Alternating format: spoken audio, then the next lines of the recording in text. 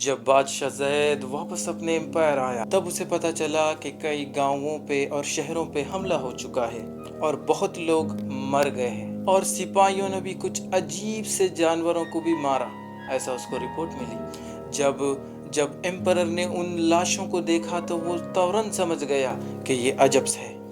उसके बाद बादशाह ने अपने जनरल्स और कमांडर्स को एक हॉल में बुलाया और एक ऑर्डर दिया।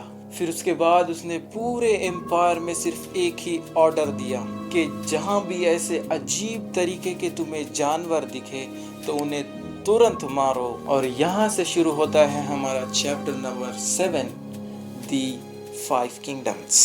आप लोगों का स्वागत है। हम कवर करने हैं चैप्टर 7 जिसका नाम है दी 5 किंगडम्स। हमारा सीजन 1 का एपिसोड 7। ठीक है। After all the discussions, all the emperors returned to their territories. The emperor, after arriving at his empire, was shocked because his general reported him of many attacks and death on village and many cities. Zaid listened without speaking one word. Then a general said that they even killed many strange creatures that attacked them. Listening to this, the emperor jolted awake and asked, "Did you have bodies of these creatures?" The general replied, "Yes," and takes him towards the dead bodies of the Ajabs. अब इस chapter में हमें बताया जा रहा है, अगर आप गौर करो तो समझना जो 6 चैप्टर था उसमें हमें फ्लेम एम्पायर के अजब्स के बारे में मालूमात हुई थी। हमने फ्लेम एम्पायर के अजब्स के बारे में पूरी डिटेल, कितने हैं, क्या है, कैसा वो घूमते हैं, कहाँ कहाँ रहते हैं, वो इन्फॉर्मेशन था। अब ये जो 7th चैप्टर है वो 5th चैप्टर का आफ्टर मैथ है। जब 5th चैप्टर में जो हमारी जो एम्परर समिट हुई थी उसमें जो कॉन्वर्सेशंस थे एम्परर्स के बीच, उसके बाद यहाँ पे कहा जा रहा है कि जो पूरे डिसीजंस, पूरे ऑर्डर्स लेने के बाद पूरे एम्परर्स अपनी टेरिटरी को चले गए वापस, और जो हमारा फ्लेम एम्पायर है वो भी अपनी टेरिटरी में अराइव हुआ। फिर उसके बाद वो शॉक था बिकॉज जैसे ही वो आया तो बहुत सारे जनरल्स, कमांडर्स उसके पास आकर कह रहे थे कि बहुत से विलेजेस, सिटीज़ में अटैक हुए हैं और बहुत से लोग मारे गए। ये जो ज़ैद था अपना ये सब सुन रहा था बिना कोई आवाज़ करे, सिर्फ सुन रहा था। फिर वो एकदम ही ऐसा जोल्टेड अवेक हो गया। फिर उसने पूछा कि क्या तुम्हारे पास उन जीव जो तुमने हमला किया है उनके जीव के बॉडीज है? तो जनरल ने हाँ कहा। फिर उसके बाद उसने एम्पायर को उन बॉडीज के तरफ लेके गया। फिर जब एम्पायर उन डेड बॉडीज की, अजब्स की डेड बॉडीज को देखा, उसके बाद Zaid quickly sees the bodies and calls one of his soldiers and orders him to call scholar Hakim here. The soldiers agrees and leave quickly. Meanwhile, Hakim, after talking with all the scholars, returned to his home and sat thinking of it. The Ajabs have been in the world for so long time. Why are they appearing now? But he has no answer to this question. So he left at it. Suddenly a soldier came and tell him that the emperor called him towards the Dar al-Istiqaq. Okay. अब हमें यहाँ पे बताया जा रहा है कि ज़ैद जब उन बॉडीज़ को देखा तो वो समझ गया कि ये अजब्स की बॉडीज़ है। फिर उसके बाद वो एक सोल्जर को बुलाता है और कहता है कि जाओ जाके हाकिम स्कॉलर को बुला कर लेकर आओ। अब हाकिम स्कॉलर कौन है अगर आप नहीं जानते तो ये एक फ्लेम एम्पायर के बहुत बड़े स्कॉलर है जो हिस्ट्री रिकॉर्ड्स में बहुत ज़्यादा इनका ज्ञान बहुत है। फिर उसके बाद हमारा जो सीन है वो स्कॉलर हाकिम की तरफ शिफ्ट होता है। फिर उसके बाद कहा जाता है कि हाकिम जो थे वो पूरे बाकी के स्कॉलर से बातचीत कर वो अपने घर के तरफ रिटर्न हुए। अब वो जो घर पे आ गए तो वो घर में बैठकर यही सोच रहे थे कि ये अजब जो है ये बहुत हज़ारों साल पुरानी टाइम पे जी रहे थे, तो वो अभी क्यों आ रहे हैं और अभी ही क्यों आ रहे हैं, और उनका आने का कुछ रीज़न है या नहीं, मगर उनके पास कोई जवाब नहीं था। फिर उसके बाद ही लेफ्ट एट हिज, उसने उस क्वेश्चंस को जाने दिया, छोड़ दिया। फिर उसके बाद कहा जाता है कि सडनली एक सोल्जर उनके घर में आया और कहा कि आपको एम्परर बुला रहे हैं टुवर्ड्स दी आपको एम्परर बुला रहे हैं, हमारे साथ चलिए दारुल इस्तिनकाक की तरफ। अब ये दारुल इस्तिनकाक कहाँ है? इस्तिनताक क्या है? House of interrogation. दारुल इस्तिनकाक एक इंटरोगेशन का रूम है, समझो, ठीक है। Hakim got confused and asked, "Are you sure that he called me there?" The soldier said yes, but he had no idea why the emperor called him. Hakim went to the emperor and greeted him and asked why the emperor called him here out of all places. अब जब ये हाकिम confuse होता है और पूछता है कि तुम श्योर हो, क्या तुम सही में बोल रहे हो कि एम्पर ने मुझे बुलाया है? तो सोल्जर कहता है हाँ, मगर सोल्जर को कुछ भी आइडिया नहीं था एम्पर ने क्यों बुलाया है। फिर हाकिम जाता है, फिर ग्रीट करता है एम्पर को और कहता है कि तुमने मुझे क्यों बुलाया पूरे जगह छोड़ के इस जगह पे। तो इससे हमें समझ में आता है कि जो हाउस ऑफ इंटरोगेशन है ये एक ज़्यादा नॉर्मल जगह नहीं है, ये कुछ सीरियस जगह होगी, ऐसा कुछ यहाँ पे इम्प्लाई हो रहा है। Zed didn't say anything and asked him to follow. After some time they all reached to the place where the body of Ajabs were kept. Hakim sees the dead body of Ajabs got shocked. These are Ajabs, am I right? Zed nodded. अब यहाँ पे कहा जा रहा है कि जब जैद के जब ये पूछ रहा था, अपना जो स्कॉलर हाकिम है वो सब पूछ रहा था कि तुमने मुझे सब जगहों छोड़कर मुझे ये जगह पे क्यों बुलाया है, तो जैद कुछ भी नहीं बोलता है और उन्हें जेस्चर करता है कि मेरे साथ आओ।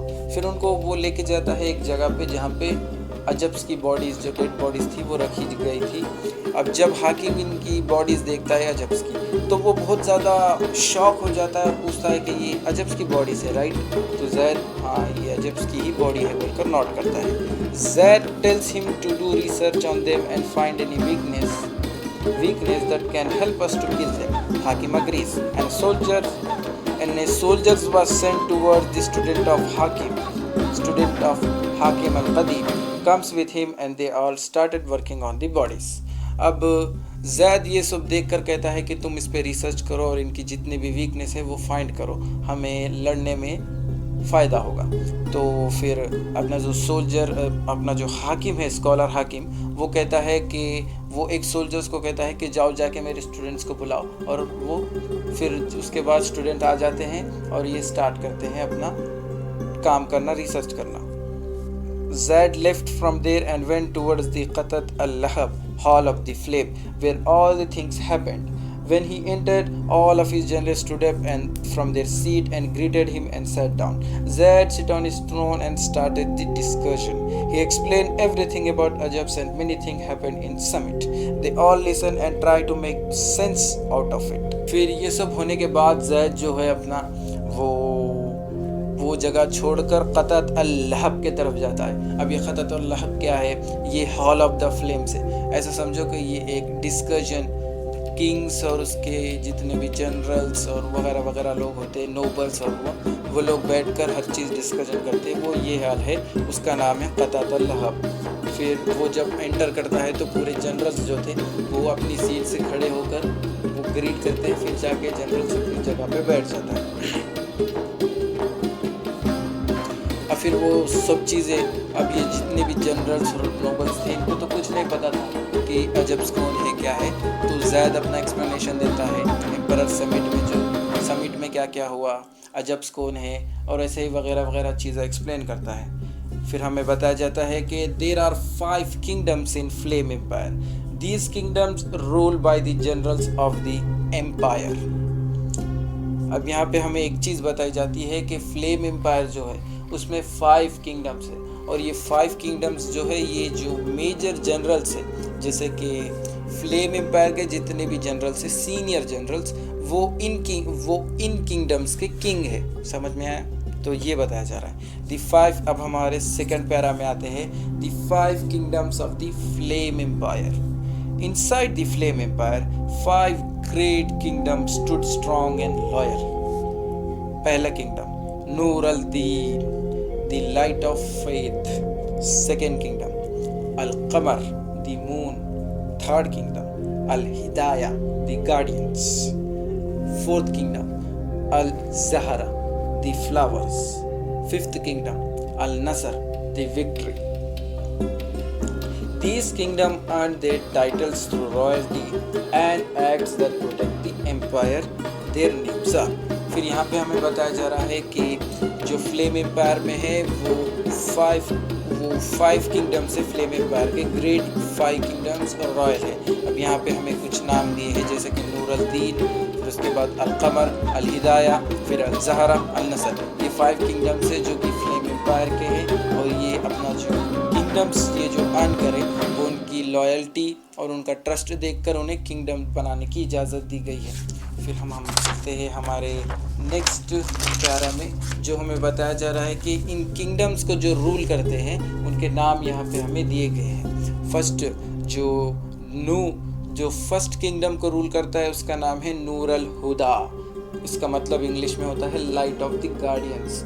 फिर जो सेकंड किंगडम को रूल करता है उसका नाम है कमर, उसका मतलब होता है मून। थर्ड किंगडम को जो रूल करता है उनका नाम है दी हादी, हादी का मतलब होता है दी गार्ड। जो फोर्थ किंगडम को रूल करता है उनका नाम है जहरान, उसका मतलब होता है ब्लूमिंग। और जो फिफ्थ किंगडम को रूल करते हैं उनका नाम है नसर, दी विक्ट्री।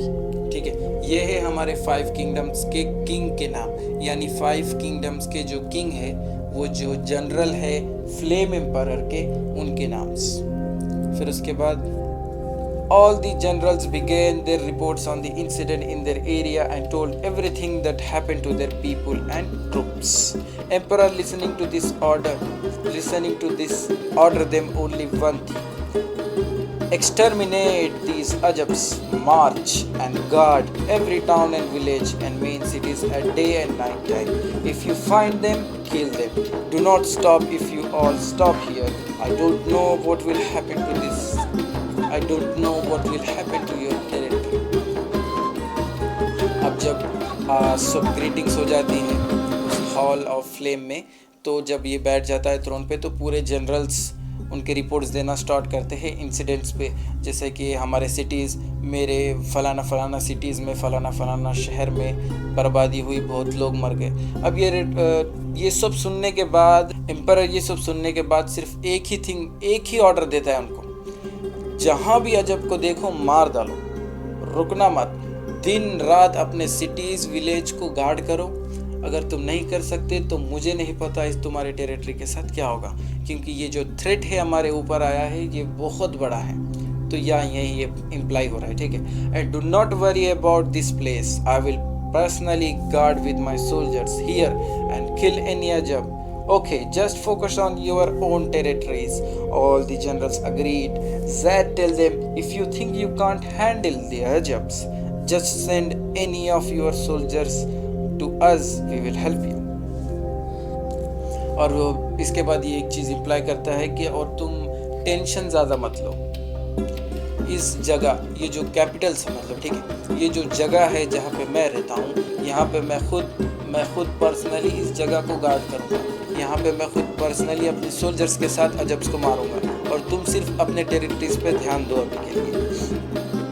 और कहता है कि अगर तुम उन अजब्स को हरा नहीं पाए और अगर तुम्हें वो अजब्स ओवरवार्म कर दिए, अगर तुम्हें बहुत ज़्यादा डैमेज करे तो अपना एक सोल्जर्स हमारी तरफ सेंड कर दो, हम तुम्हें मदद भेज देंगे। और फिर and keep in mind our nation first. All the generals left and went their way. After all of them left, Zad wrote many decrees and sent to all over the empire. फिर इसके बाद वो कहता है कि और दिमाग में एक चीज़ रखो, अपना नेशन, अपनी जो नेशन है वो सबसे पहले है। फिर उसके बाद पूरे जनरल्स चले जाते हैं वहाँ से अपनी टेरिटरी गार्ड करने के लिए। फिर उसके बाद एम्परर ज़ैद जो है वो डिग्रीज लिखता है। अगर तुमको मालूम हो तो कुछ ऑफिशियल डिग्रीज होती है, जैसे कि रूल्स और रेगुलेशन या कुछ ऑर्डर एम्परर की तरफ से आना है तो उसको डिग्री कहते हैं। तो वो ऑल ओवर एम्पायर में फैलाने के लिए वो कुछ डिग्री लिखता है, वो डिग्री देखो। फिर हम आते हैं हमारे थर्ड पैरा में, imperial decree to all prominence by the order of emperor, creatures known as Ajabs exist beneath our land. They are not single beast, they are kinds, many in number. They consume flesh, blood, bone without decision. This is not a rumor, this is a record.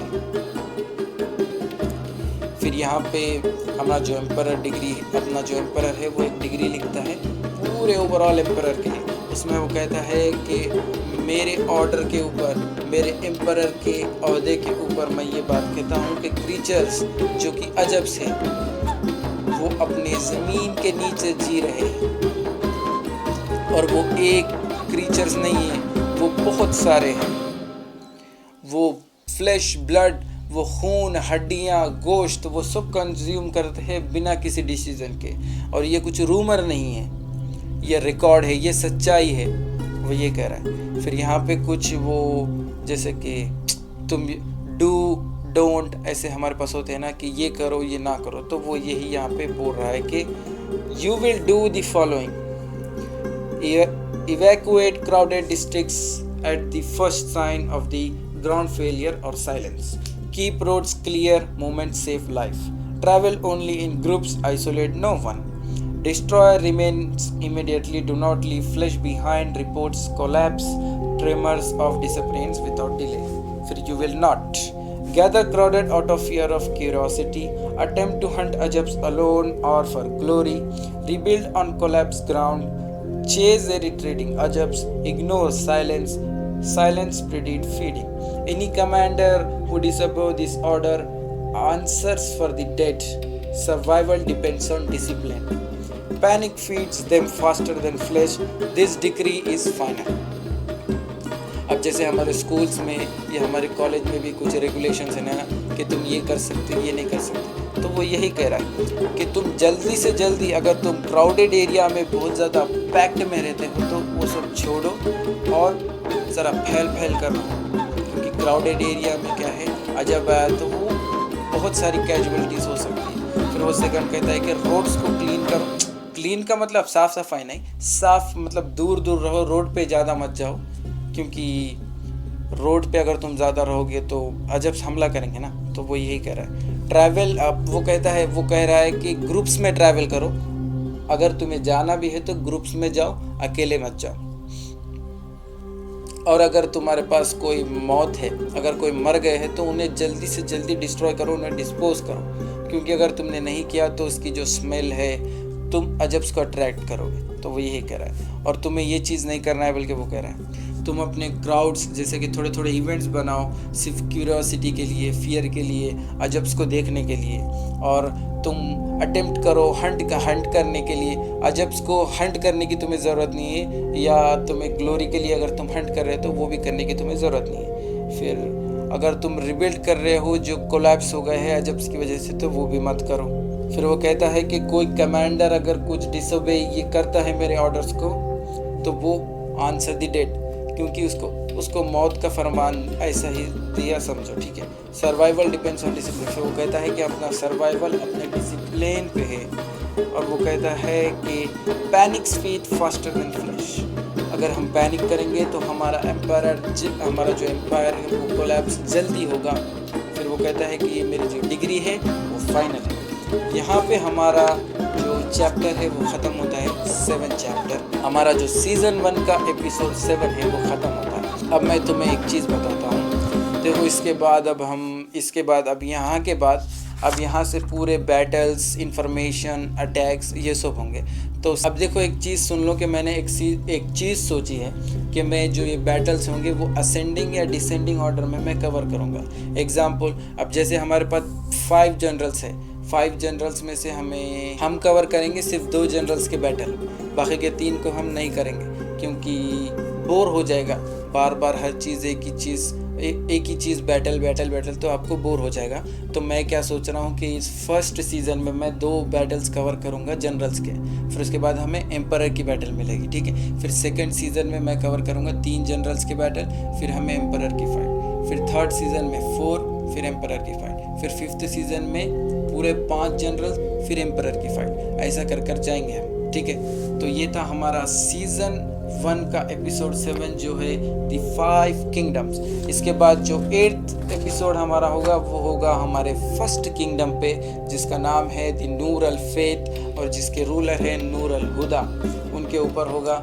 I hope आपको पसंद आया होगा। मैं आपसे मिलता हूँ next video में। इजाज़त दीजिए, बाय बाय।